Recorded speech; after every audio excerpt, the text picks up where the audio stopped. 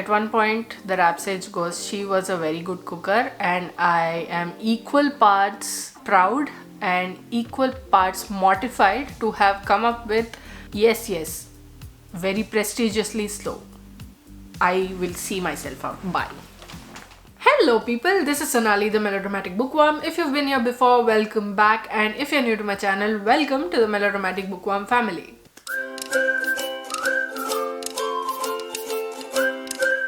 Also welcome to a brand new reading vlog. In this vlog, I will be reading this recent release called Song of the Trinity, The Rise of Kali by author Vadhan, which promises so much in action in terms of mythology and fantasy. I've been hearing some great things about this book, and combined with the premise of this book, it makes me really excited to start reading it.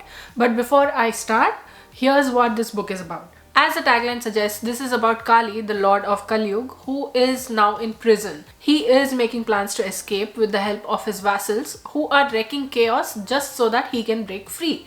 And when he does, the universe will have a new ruler. To fight this threat, an unlikely band of people must come together so that they can prevent the end of the universe as we know it. It sounds like the kind of fantastical end of existence story that, combined with mythology, that is sure to keep me invested. I will also be coming up with a review video for this book in a couple of days, so keep an eye out for that. Let's see how this book goes though, and to see how that goes, I need to start reading on my Kindle. Let's go.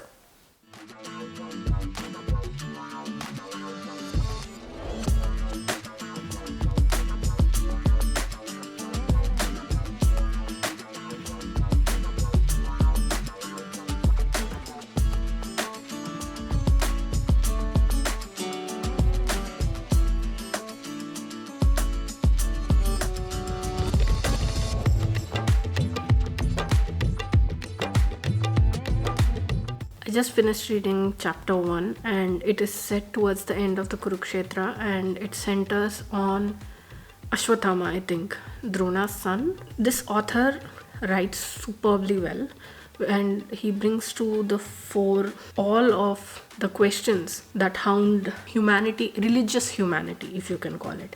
Why did a god who found it easy to forgive even the basest of the base-born creatures, why doesn't he find it in himself to forgive me?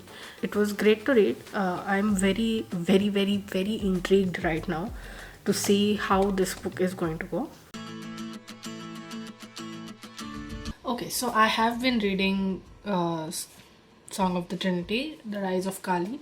To be very honest, a lot of the details are yet to become clearer. There's a lot to take in, but some of which we already know from the blurb. Because there's a lot of gods and divinity and time-space continuum. There are demigods, there's a creator gods, and a lot of things are only just coming together, and I am reading it with so much enthusiasm that I'm not even able to record my reactions as I'm reading. I'm actually noting them down in a book. I read, I think, about 4 chapters. I can also say with certainty that wherever possible, the author employs humor as a device to make a point. And as the book continues, the prose opens up. Here, the story opens up. It's like a mini recap of sorts of what exactly has happened and what is being expected of the guardians and the demigods and everyone who has been employed so far. We learn what exactly the Song of the Trinity is from the title, and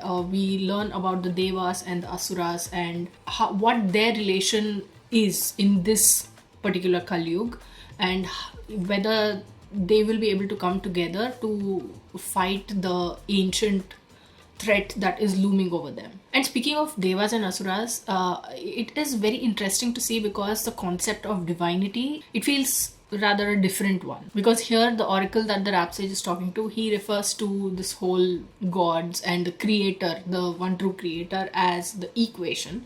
And it does make sense because there are a lot of factors, lot of levels of consciousness that the narrator is saying. All of this comes together to form this world, this universe, this creator of sorts. I'm really looking forward to see how the author employs that. We also see them going into some detail about the Puranas and correlating all of these, the ancient thread that is Kroni or Kali and his appearance in the modern world. And when it comes to research, the way Kroni has been imbibed into the story about what he wants. That is interesting to see how such a powerful villain of sorts, you can call it, how he will be defeated, because that kind of a power and that kind of a motive, when it comes together, it's a powerful thing.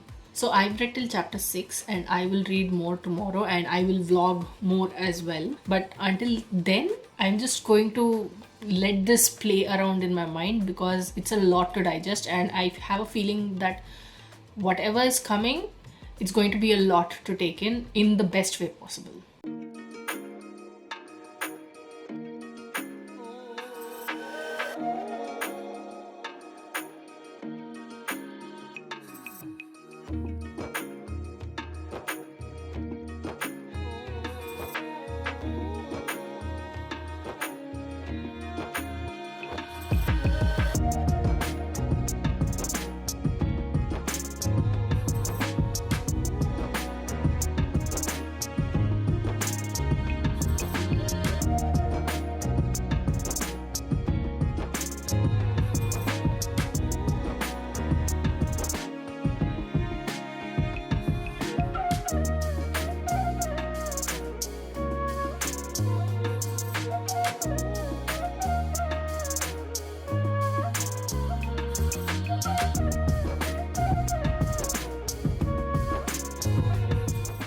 Hi there, today is the 25th of June and I have been reading, as you have seen, the Song of the Trinity, The Rise of Kali. First of all, I want to talk about how much fun this book is, because we are talking about a war that the gods are taking part in. There are demigods, there is strategy going on, and through this all, the light wit and banter, it lightens the mood and it turns this into a very fun read. This is what gives a certain lightness to this book that makes it so much more entertaining than if it just was a story of war and revenge and the rise of evil and the like.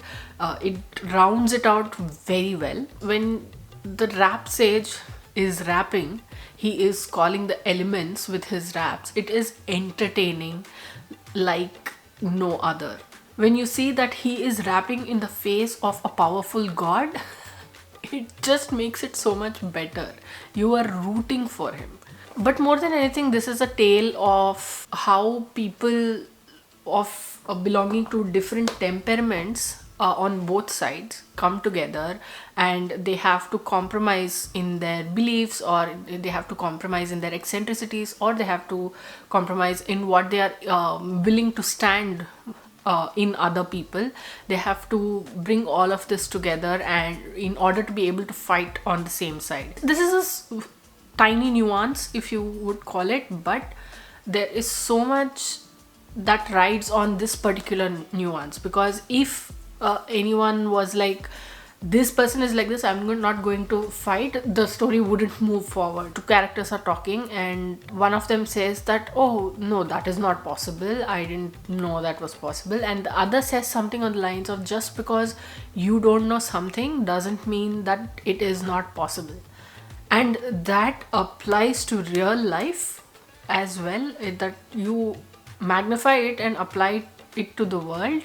And if people were to take this into consideration and to accept it, things would be so much better. I love it. I'm really enjoying this book so far, at least. It's like it's pulling me in. It has that energy about it. It is building up. I can feel that it's all about to come together in a way that's supremely entertaining. So yeah, with the hope that this streak continues, I'm going to go back to read. I'll see you on the other side. Okay, so I've made a little bit more progress in this book, and there's this doctor or an expert in Hindu mythology who's talking about Hinduism as a whole and about the essence that Hinduism has. Like he talks about why do we light a lamp in our houses? Why our elders, our ancestors say that light a lamp in the house? There is a reason for that, but he veers this into a situation where he's addressing a whole a room full of people. He has an audience and he is talking about how things have changed but also how they still remain relevant, and talks about arrogance and power and how power should be used carefully. The more power you have, the more caution you should exercise. And there is this thing where this doctor, this expert, he gets attacked, and my brain was just whirring throughout because I'm like, he's getting attacked when he took his name. So maybe the rise of the evil forces in the background and his taking Ashwathaman's name have something to do with each other. It's just my brain. I'm just speculating at this point, but I don't know exactly what it is, and I can't wait to find out.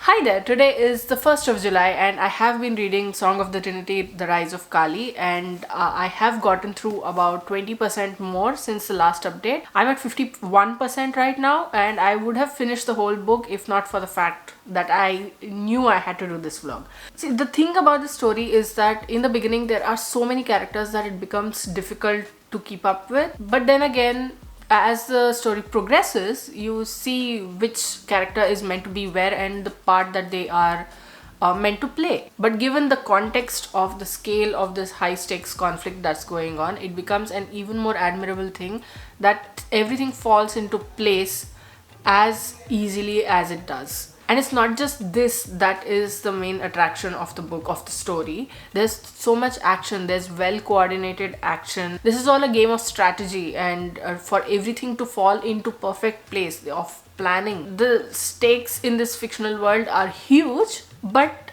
that's the thing that makes it entertaining and exciting. It's very interesting to see a magic system that's rooted in Hindu mythology, and you can get behind it very easily. You have very logical explanations for everything that's going on in this fictional world.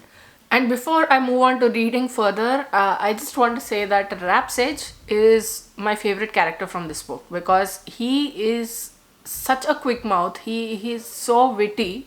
Like, I was laughing every time he appears. I end up laughing. And when Rap Sage and Shatru are talking to each other, they are ribbing each other, and Rap Sage is talking about someone called Skanda and why no one can find him at the moment, and Shatru goes, Skanda most probably killed himself because of your songs.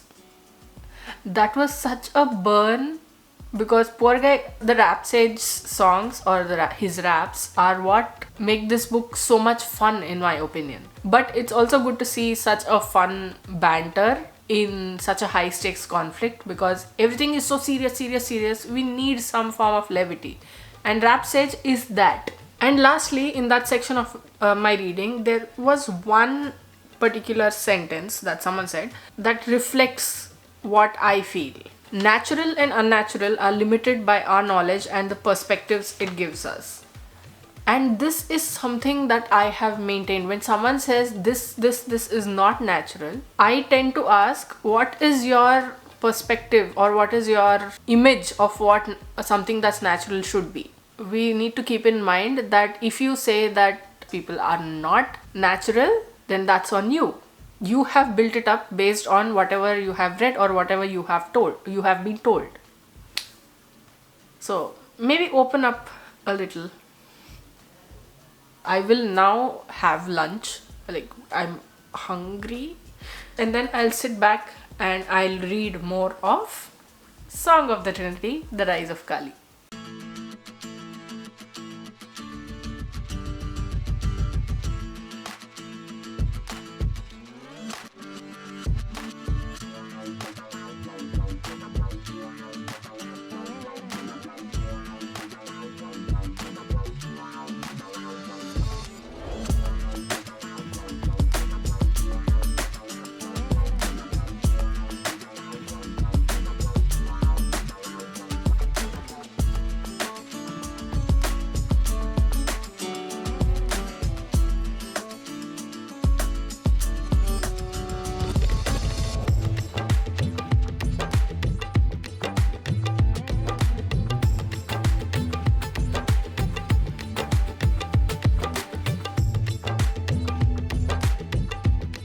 questions being asked, the right questions being asked. Why was it that, this might be spoiler, but why was it that Ashwathaman was the one who Krishna cursed with immortality? Why were his crimes met with such disproportionate reactions, with such disproportionate punishments? Was the punishment that he received in line with the crime that he committed? There were a lot of people who did a lot of killing in the Kurukshetra, and like the author says, that Kurukshetra was a child of lies and deceit in its own way. But why was it that this one man was centered? Why was he made to be the fall guy? There's this point in the book where Sunanda is thinking about Shatru. Yet Shatru had that inscrutable and maybe cruel streak of a deva in him. He would make that sacrifice for the larger good, where, had he been a full-blooded Asura, he would stick to his loyalties no matter what. What differentiates the Deva from the Asura? And we see the Devas as the kind and good, and we see the Asuras as the evil. But we don't see it from this perspective, where we say that the Devas would make sacrifices for the larger good, and they wouldn't step back from killing people, or from letting people be killed. They wouldn't stand in the way of anything doing that killing. While Asuras, on the other hand, they are made to be seen as this whole cruel, evil people.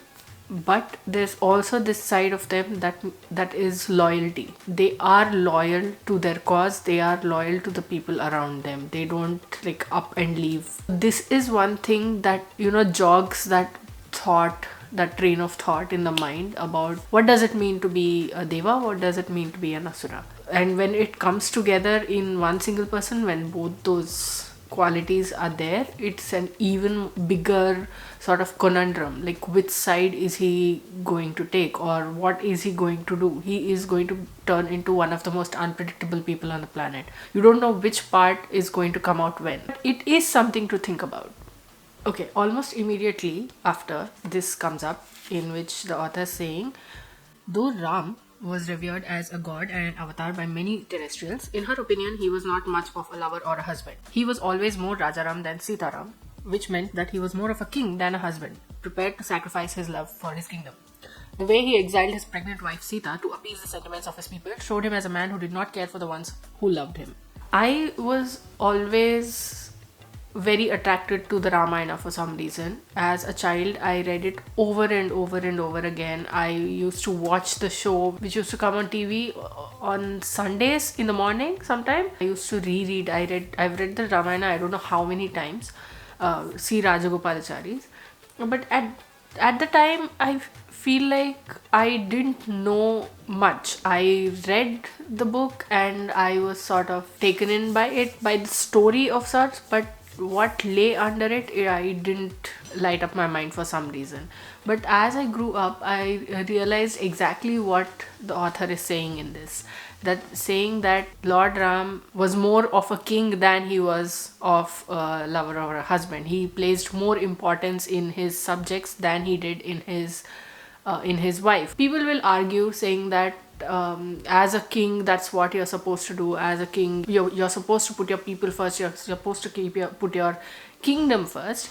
But if you're a man, you are supposed to place your family first as well.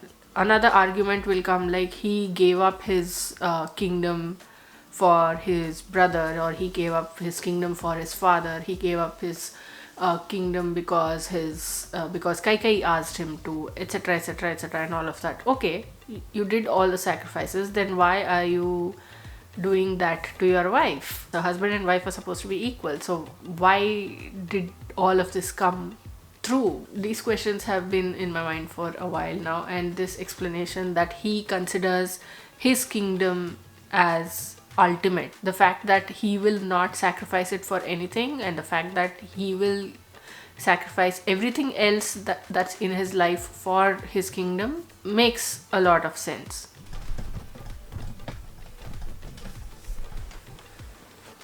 Okay, so almost immediately the author says something that also makes a lot of sense, but then I'm still inclined to my previous opinion.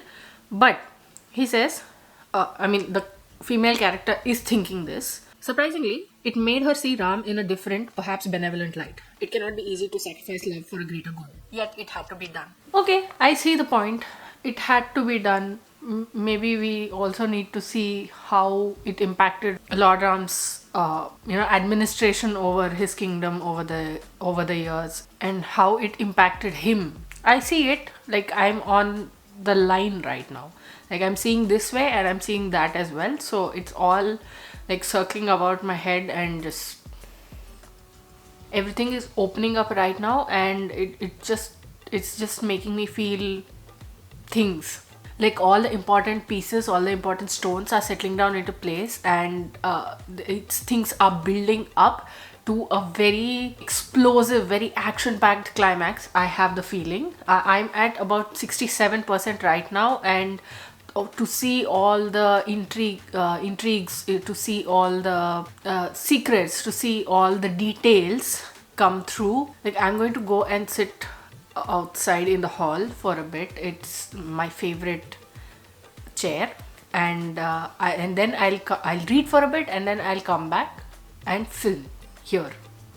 Until then, I'll charge my camera's batteries, which is also a sign because it's blinking red. So I'll see you on the other side.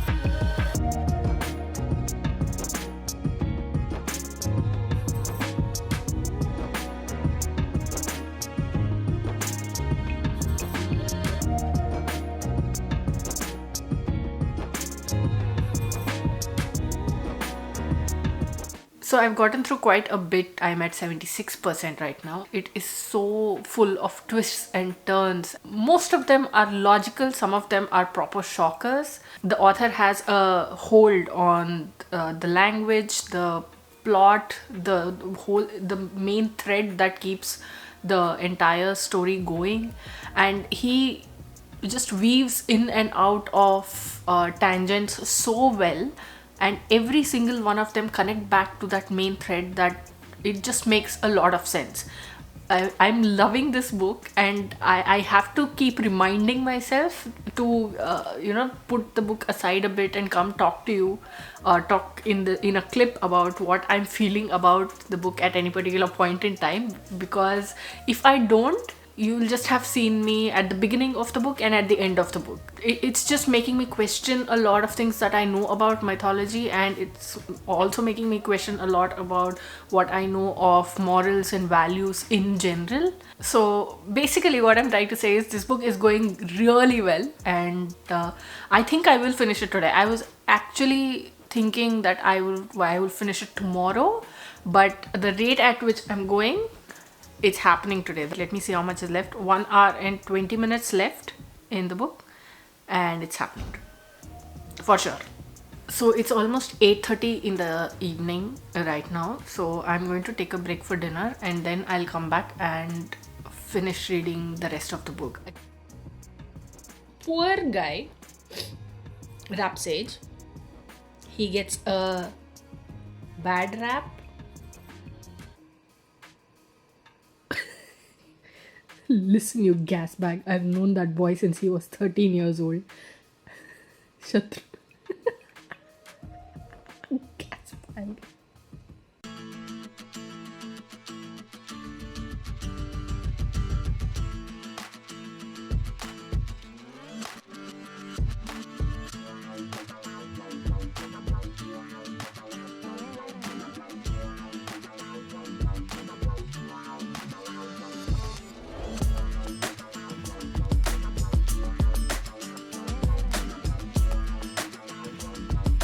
Ironic that an acolyte of chaos used a weapon meant to stop chaos. Such is the perversity of the universe.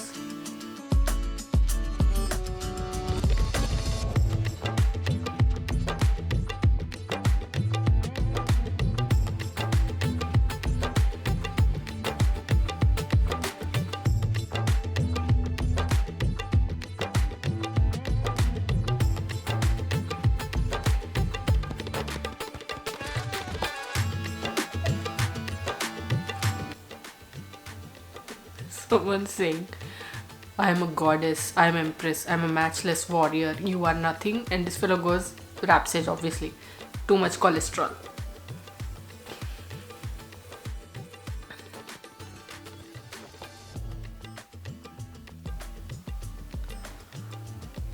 We are now in the epilogue. Oh, that was quick. Listen, I just finished reading this book and it was a trip, honestly. Okay, where do I even start with this book? I think I'll need some time to gather my thoughts, but I will also be coming up with a review video for it in a couple of days. So if you'd like to watch that instead, I mean, if you have come this far, I'm sure you'll watch the rest of this video. But if you'd like to watch that instead, keep your eyes peeled for a comprehensive review of this book. But right now, the thoughts that are going through my mind, one is that about 90% into the book, a couple of new characters were introduced. Technically not characters, it's a type of creatures in this whole thing. I was like, what's this doing at this point in the book? This was just book one. That more is coming, and we are going to find out a lot more about what happened to the characters at the end of this book. We are going to see so much more in book 2 of this series, and I am really looking forward to reading book 2 because I want to know what's happened. But basically what I said at the beginning about this book promising to be a fantasy thriller of sorts with lots of mythology in it, it's exactly that.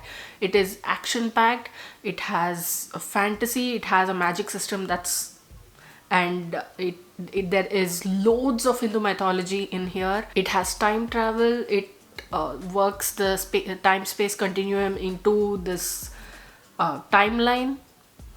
Yeah, I didn't mean to do that, but it happened, and all of this comes together to form a storyline that keeps you on the edge of your seat, keeps you on your toes at all times. If you have been watching this vlog throughout, if you watch this vlog, you'll see that I have been like proper animated throughout because this book really is that intriguing, it's that action packed, it's thrilling, it just kept me invested, it gripped me. I just wanted to keep reading. And that is the kind of hold that this book has. Towards the end, like around 90%, I was going to give this book 4 stars because the introduction of those new elements, those new creatures made me feel like, how is the author going to take this from here? But once I finished the book, once I virtually turned the last page, I know that they were introduced there for a reason, and it just upped the ante for me. So this is going to be a 4.5 stars from my side, and I am really excited to have read a book like this. I loved it. I haven't proper enjoyed reading a book in a long time. I mean, there was some shockers along the way, but those are what make the story that much interesting. I think I might have mentioned this in the book before, in the video before, but Rap Sage is my favorite character. That man comes and I start laughing, I start cackling. He just infuses the atmosphere with humor even when there's action going on over there. I think the author has done a fabulous job. I love this book. I really enjoyed it, and I think this will be where I sign off from this vlog, and I will see you in the review video which will be coming soon. So what did you think of this vlog? Did you like it? Did you not like it? Have you read Song of the Trinity, The Rise of Kali? If you have, what did you think of it? And if you haven't, will you go and get this book and read it after watching this vlog? Let me know in the comments below. I'd love to hear from you. If you like this video, please like it and share it to spread the word. And if you like my content and would like to see more from me, don't forget to hit subscribe and click on the bell icon beside the subscribe button to get notified as and when I post new videos. Thanks for watching. I'll see you in the next video. Until next time, keep reading, keep watching, and add melodrama to your life.